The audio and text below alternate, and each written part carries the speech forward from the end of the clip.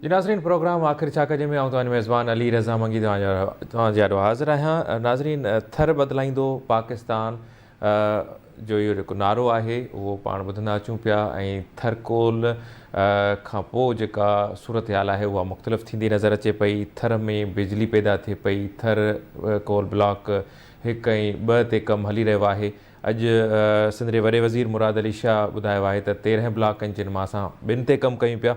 ऐं अॼु वज़ीर आज़म शहबाज़ शरीफ़ ऐं पीपी चेयरमैन परॾेही वज़ीर बिलावल भुट्टो ज़रदारी थरकोल में 330 मेगावाट बिजली घर जो इफ़्तिताह कयो आहे ऐं ॿुधायो वञे पियो त डिसंबर में बि 3 बिजली घर शुरू कयो वेंदो। बिजली पैदा थी रही आहे। 3 रुपया 50 पैसा फ़ी यूनिट जे हिसाब सां बिजली जेका आहे उहा हिन वक़्तु ठही रही आहे।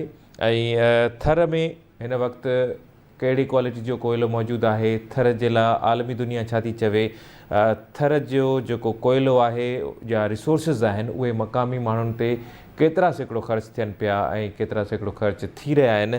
पाण सारी सूरत हाल ते ॻाल्हि ॿोल कंदासीं। सीनियर सहाफ़ी आहिनि मोहसिन बबर साहब असांखे जॉइन कयो आहे। बबर साहब, प्रोग्राम में भलीकार चवां थो। जी महिरबानी। मोहसिन साहब, जीअं त सॼी सिंध जेका आहे उहा कुदरती वसीलनि सां मालामाल आहे। उहा कुदरती गैस हुजे, पेट्रोलियम हुजनि ऐं जेको कोयलो आहे उहो बि तमामु वॾे मिक़दार में जेको आहे सो उहो हथु थियो आहे ऐं उन ते कमु बि थी रहियो आहे काफ़ी सालनि खां वठी। थरकोल खां पोइ ॼण त थर जी जेका सूरत हाल आहे उहा मुख़्तलिफ़ थींदी नज़र अचे पई। तव्हां थरकोल प्रोजेक्ट जो हिसो रहिया आहियो, तव्हां कहिड़ियूं शयूं ऑब्ज़र्व कयूं ऐं पाण एनर्जी क्राइसिस ते बि ॻाल्हि ॿोल कंदासीं ऐं थर जो माण्हू जेको आहे उहो ख़ुशहाल आहे या नाहे, पाण इन ते बि ॻाल्हि ॿोल कंदासीं। कीअं था ॾिसो, अॼु बि 330 मेगावाट बिजली घर जो इफ़्तिताह थियो आहे ऐं डिसंबर में बि हिकु ॿियो बिजली घर जेको आहे उहो शुरू कयो वेंदो। मुल्क में तवानाई बहरान आहे, तवानाई क्राइसिस आहिनि। उहो सियारो अचे थो त गैस न हूंदी आहे, ऊन्हारे में बिजली तव्हांखे ख़बर आहे त 18 कलाक जेका आहे लोड शेडिंग हूंदी आहे। कीअं था ॾिसो सूरत हाल खे बबर साहब? जी दा महिरबानी मंगी साहब। थरकोल मुंहिंजी नज़र में सिंध जे लाइ अहम तरीन प्रोजेक्ट आहे ऐं मजमूई तौर ते पाकिस्तान जी इकोनॉमी खे, पाकिस्तान में जेको तवानाई जो बहरान आहे उनखे मुस्तक़िल बुनियादनि ते हल करण में मददगार साबित थींदो। हीअ अञा शुरूआत आहे हिन जी ऐं हीअ जेको 660 ऐं हाणे 330 और ॿियो अचे पियो, माना हिन ब्लॉक 2 मां सिर्फ़ु 1320 मेगावाट जेके आहिनि उहे हिन साल में अॻे साल ताईं मिली वेंदा। उनखे अलावा ब्लॉक 1 जेको मुकमल चाइनीज़ ब्लॉक आहे उतां 1320 मेगावाट हिकिड़ा ॿिया अचनि पिया, उहे नेक्स्ट ईयर ईंदा। तो 1320 + 1320 असांजे मेगावाट 2640 मेगावाट जेके आहिनि अॻे साल ताईं नेशनल ग्रिड में शामिल थींदा। त सुठी ॻाल्हि आहे। ओवरऑल मुल्क जे तवानाई जे सिस्टम में थर जे कोयले मां बिजली जेका पहुचे थी उन सां ओवरऑल सिस्टम खे फ़ाइदो थींदो ऐं मईशत खे फ़ाइदो थींदो। मईशत खे फ़ाइदो ईअं थींदो त असां बिजली जेका आहे जेको पहिरीं फर्नेस साल ते ॿाहिरां घुराईंदासीं या महांगी बिजली हूंदी हुई, हाणे ही लोकलाइज़ बिजली हूंदी या 24 कलाक साल जा 12 ई महीना अवेलेबल हूंदी। जेका डैमुनि मां बिजली ठहे थी उहा सॼो साल अवेलेबल न आहे हूंदी। जेका विंड एनर्जी आहे उहा बि उनजी बि जेका अवेलेबिलिटी आहे उहा घटि हूंदी आहे, 24 कलाक न आहे हूंदी ॾींहं में। अहिड़ी तरीक़े सां जेका सोलर आहे उहा बि सॼो ॾींहुं न आहे हूंदी, ॾींहं में रुगो 6 कलाक बिजली अवेलेबल हूंदी आहे। त कोयलो ऐं गैस कुझु अहिड़ा क़िस्म जा ज़रिया आहिनि जिन मां 24 कलाक बिजली अवेलेबल हूंदी आहे। तंहिंजे करे पाकिस्तान खे जो मजबूरी तौर ते फ़ाइदो थींदो। हाणे सिंध मां हिनखे कहिड़ो फ़ाइदो आहे, सवाल सॼो अहम इहो आहे। ही बिजली सॼी वञे थी नेशनल ग्रिड में ऐं फैसलाबाद ऐं लाहौर जी जेका इंडस्ट्री आहे उनखे बिजली थर जी फ़राहम कई वञे थी। बिल्कुलु सुठी ॻाल्हि आहे, उन्हनि खे मिलणु घुरिजे।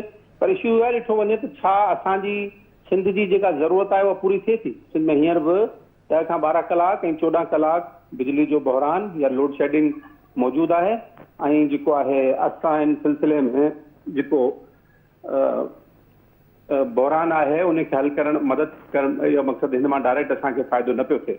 त ज़रूरी इहो आहे त हिन मां सिंध खे बिजली बि डायरेक्ट ॾिनी वञे या हिन जो हिसो बिजली जो सिंध ॾिनो ई आहे। सिंध हुकूमत जी ज़िम्मेवारी आहे, फेडरल गवर्नमेंट जी ज़िम्मेवारी आहे जेका इन मामले खे ॾिसनि ऐं सिंध लाइ बिजली जे बहरान में इन्हनि खे मदद कनि। सही। अच्छा मोहसिन साहब, इहा त ॻाल्हि ईअं ई थी न, जीअं वफ़ाक़ी हुकूमत जेका आहे उहा कणिक एक्सपोर्ट कंदी आहे यूक्रेन खे, अफ़गानिस्तान खे, मुख़्तलिफ़ जेके मुल्क आहिनि उन्हनि खे एक्सपोर्ट कंदी आहे, वरी असां वटि पंहिंजी खोट थींदी आहे त वरी उन्हनि ई मुल्कनि खां असां इम्पोर्ट कंदा आहियूं। त इहा शइ त ईअं ई थी त बिजली जेका आहे उहा असां नेशनल ग्रिड में ॾियूं पिया ऐं उन खां पोइ वरी उहा वापसि वधीक अघनि ऐं वधीक ख़र्च खां पोइ उहा वरी असां वटि असांजे कंज़्यूमर वटि पहुचे पई।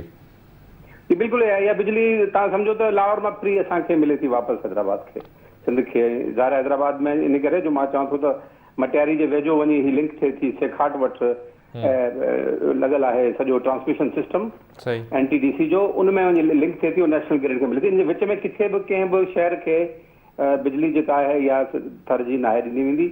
तंहिंजे करे मां चवां थो ओवरऑल, पर सिंध खे ओवरऑल फ़ाइदो ॾिनो हिन मां जेको कुझु एक्सपेंसिस आहिनि, जेको कोयलो, छाकाणि त सूबे जी प्रॉपर्टी आहे ऐं Sindh agro coal mining company Sindh हुकूमत जी ओनरशिप आहे, ऐं हुन जो जेको प्रॉफिट आहे उहो सिंध गवर्नमेंट खे मिले, कुझु मिलणो आहे, कुझु मिले पियो, कुझु मिलणो आहे। सही सही। अच्छा मोहसिन साहब, जेकॾहिं पाण क्वालिटी जी ॻाल्हि कयूं त विच में मुख़्तलिफ़ सोर्सिस खां इहे ख़बरूं प्रिंट बि थियूं पे, आयूं बि पे, सोशल मीडिया ते बि ख़बरूं पे आयूं त जेको कोयलो आहे उहो उन क्वालिटी जो नाहे जंहिंजो हुजणु घुरिजे हा, ऐं का घटि क्वालिटी ॿुधाई पई वई।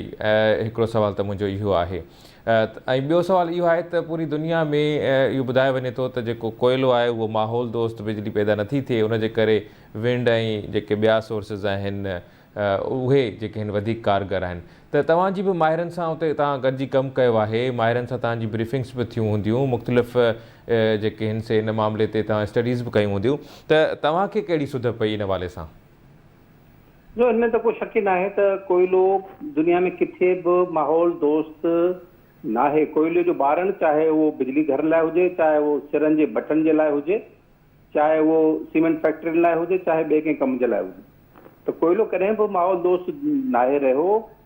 जेकॾहिं बिजली घरनि जे लाइ हिनखे मना कयो वञे त पोइ सिरनि जे बटन लाइ बि मना कयो वञे, पोइ हिननि जा ॿिया जेके मसरफ़ आहिनि कोयले जा सॼी दुनिया में उहे बंदि थियनि, सीमेंट फैक्ट्रियूं बंदि थियनि, ॿिए पासे बंदि थियणु घुरिजे। हाणे मसइलो इहो आहे त यूरोप 150 साल कोयलो ॿारियो आहे ऐं उन मां यूरोप ऐं अमेरिका मुकमल तरक़ी कई आहे। चाइना जी जेका इंडस्ट्रियल तरक़ी आहे, सनती तरक़ी जेका आहे, उहा 80-90% कोयले ते ॿधल आहे।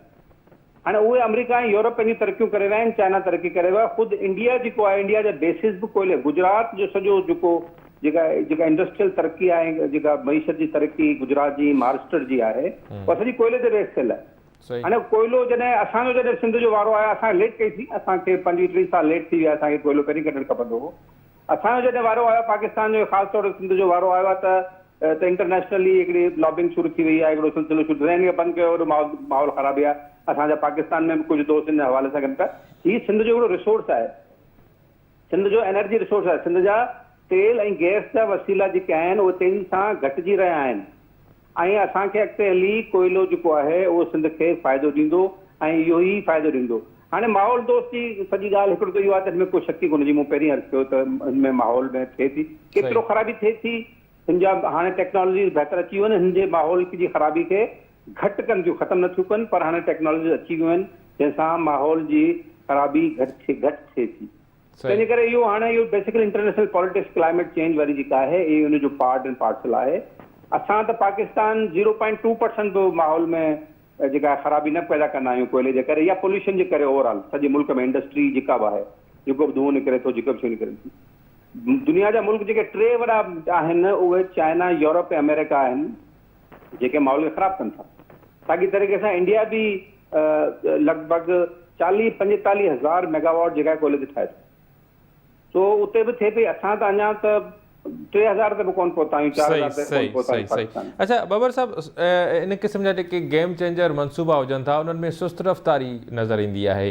जीअं हाणे 13 ब्लॉक आहिनि, उन मां अञा असां 2 ब्लॉक्स ते कमु कयूं पिया, त सुस्त रफ़्तारी जा कहिड़ा कारण हुजनि था? छा जीअं हाणे विच में इमरान ख़ान जी हुकूमत हुई त अॼु बिलावल भुट्टो बि इहो चयो आहे, सिंध जे वॾे वज़ीर बि इहा ॻाल्हि कई आहे त गुज़िरियल हुकुमरान जेके हुया, गुज़िरियल हुकूमत जेका हुई, उन ध्यानु न ॾिनो, उनजे करे प्रोजेक्ट देरि सां शुरू थियो। त जेके इन क़िस्म जा क़ौमी मामला आहिनि, उन्हनि खे छो सियासत जे वर चाढ़ियो वञे थो ऐं पोइ उहे देरि सां शुरू थियनि था? जीअं तव्हां बि ॻाल्हि कई त 25-30 साल पहिरियां शुरू करणु घुरिजे, पर असां अॼु हाणे शुरू कयूं पिया।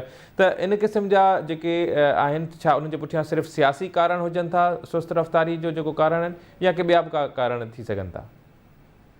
जी बिल्कुलु सियासी कारण आहिनि। सिंध में जेका तरक़ी आहे, सिंध जा जेका नेचुरल रिसोर्सिस आहिनि, उन्हनि खे तरक़ी वठाइण लाइ इंसान काफ़ी माण्हुनि खे काफ़ी जेके ग्रुप्स आहिनि जेके मुफ़ाद परस्त ग्रुप आहिनि उनखे तकलीफ़ थिए थी। सिंध जे कोयले खे 3 साल रोकियो वियो सियासी तौर ते ऐं इहो बेनज़ीर साहिबा जॾहिं 96 में शुरू कयो त हिनखे उन महिल शुरू कंदा त सिंध खे ऐं सॼो ओवरऑल मुल्क खे फ़ाइदो थिया।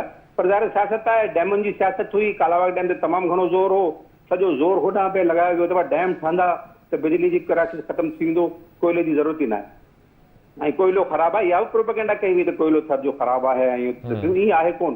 कोयलो ख़राबु ई आहे त कोयले जूं 3 कैटेगरीज़ हूंदियूं आहिनि, उनमें A, B, C कैटेगरी हूंदी आहे। टिनी में जेको आहे बिजली ठाही वेंदी आहे या उनजो ॿारनि लाइ इस्तेमालु कयो वेंदो आहे। फ़र्क़ु सिर्फ़ु एतिरो आहे त जेको A कैटेगरी जो कोयलो आहे उहो जेकॾहिं तव्हां किलो इस्तेमालु कयो था बिजली ॿारनि लाइ, त C कैटेगरी वारो जेको आहे उहो 1.5 किलो तव्हां इस्तेमालु कंदो या 2 किलो इस्तेमालु कंदो। त एतिरो ई फ़र्क़ु आहे हिन जी कैटेगरीज़ में। अदरवाइज़ कोयले में ख़राबी का बि न आहे, क्वालिटी घटि मथे थिए थी। ॿी ॻाल्हि इहा आहे त पाकिस्तान में जेका पॉलिटिक्स आहे डेवलपमेंट जी, उनमें ही सॼो इलाइक़ो तव्हां ख़बर आहे रुकियो रहियो, थर में सॼी तरक़ी न थी। अरबाब रहीम जे दौर में जॾहिं आयो त उनखां पोइ थर में रोड रस्ता ठाहिण शुरू थिया। उन खां पोइ पीपल्स पार्टी 2008 में गवर्नमेंट आहे, उन्हनि खे अॻिते वधायो। काफ़ी शयूं बहितर थियूं आहिनि, रोड रस्ता बहितर थिया आहिनि, कुझु इंफ्रास्ट्रक्चर शयूं बहितर थियूं आहिनि, पर इहो काफ़ी कुझु न आहे, इहो तमामु घटि आहे। हिन खां अॻिते बि घणो कुझु थियणो आहे, उन ते बि मां डिटेल ते ॻाल्हाए सघां थो। पर ओवरऑल मां सम्झां थो ऐं मुंहिंजी बिल्कुलु इहा राय आहे त कोयलो सिंध जो जेको आहे, जेको थर में मौजूदु आहे, इहो कोयलो एक्सप्लोर थियणु खपे। इहो हींअर 2600 मेगावाट ताईं हिन जा प्रोजेक्ट्स आहिनि। 13 ब्लॉकनि जी तव्हां ॻाल्हि कई आहे, हिन में सिर्फ़ु 2 ब्लॉकनि में कमु थिए पियो। हिकिड़ो ब्लॉक जेको डॉक्टर समर मुबारक वारो हो उहो बीठल आहे, उनखे कहिड़ी तरीक़े सां वापसि कनि, उन ते कमु कनि, साॻी टेक्नोलॉजी न ॿी टेक्नोलॉजी ते आणनि। हिते इन कोयले मां फर्टिलाइज़र ठही सघे थो, इन कोयले मां डीज़ल ठही सघे थो, इन कोयले मां गैस ठही सघे थी। हिते तमामु घणो पोटेंशियल मौजूदु आहे। इहा कोयलो असां सिंध में ॿिनि सॼी इंडस्ट्री खे ॾेई सघूं था। इहो कोयलो असां एक्सपोर्ट करे सघूं था जिथे बि असांखे ज़रूरत पए। सही मतिलबु मोहसिन साहब, असांखे हुकूमतुनि खे जेके आहिनि उहे तकिड़ा क़दम खणणु घुरिजनि ऐं वफ़ाक़ी हुकूमत हुजे या सूबाई हुकूमत हुजे, कोऑर्डिनेशन आहे त सियासी जेके इख़्तिलाफ़ आहिनि ऐं सियासी जेका हिकिड़ी छिकताण आहे उनखे पासे ते रखी करे इन क़िस्म जा जेके प्रोजेक्ट्स आहिनि उनखे अॻिते वधाइणु घुरिजे। वॾी महिरबानी मोहसिन साहब, तव्हां पंहिंजो टाइम ॾिनो। नाज़रीन, प्रोग्राम जारी आहे, वठूं था ब्रेक।